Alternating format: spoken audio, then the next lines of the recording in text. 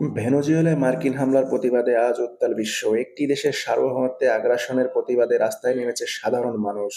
Asia, Europe, Latin America থেকে মধ্যপ্রাচ্য পর্যন্ত। ভেনেজুয়েলায় যুক্তরাষ্ট্রের সামরিক হামলাকে আন্তর্জাতিক আইনের সরাসরি লঙ্ঘন বলে আখ্যা দিয়েছে বিক্ষোভকারীরা। আর সেই অভিযোগের ভিত্তিতে উঠেছে এক অহেতুপূর্ব দাবি, মার্কিন প্রেসিডেন্ট ডোনাল্ড ট্রাম্পকে গ্রেপ্তার করতে হবে। বিশ্বের বিভিন্ন দেশে মার্কিন দূতাবাসের সামনে পোড়ানো হয়েছে যুক্তরাষ্ট্রের পতাকা। শোনা গেছে, যুদ্ধ নয়, শান্তি চাই। সাম্রাজ্যবাদী মানে ভেনেজুয়েলা একা নয়। এমনকি যুক্তরাষ্ট্রের মাটিতেও থেমে নেই প্রতিবাদ। হোয়াইট হাউসের সামনে বিক্ষোভ মিছিল নিয়ে সরব হয়েছে ট্রাম্প বিরোধীরা। তাদের ভাষায় এই হামলা কোনো নিরাপত্তা অভিযান নয়, এটা ক্ষমতার অপব্যবহার আর আগ্রাসনের নগণ্য প্রদর্শন।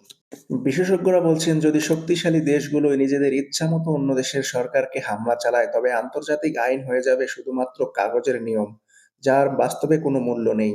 আজ ভেনেজুয়েলার পক্ষে এই প্রতিবাদ আসলে পুরো বিশ্বের পক্ষেই এক সতর্কবার্তা।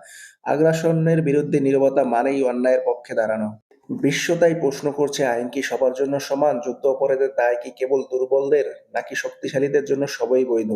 আজ ভেনেজুয়েলা, কাল হয়তো আরেক দেশ। প্রশ্ন একটাই, বিশ্ব কি এবার নীরব থাকবে?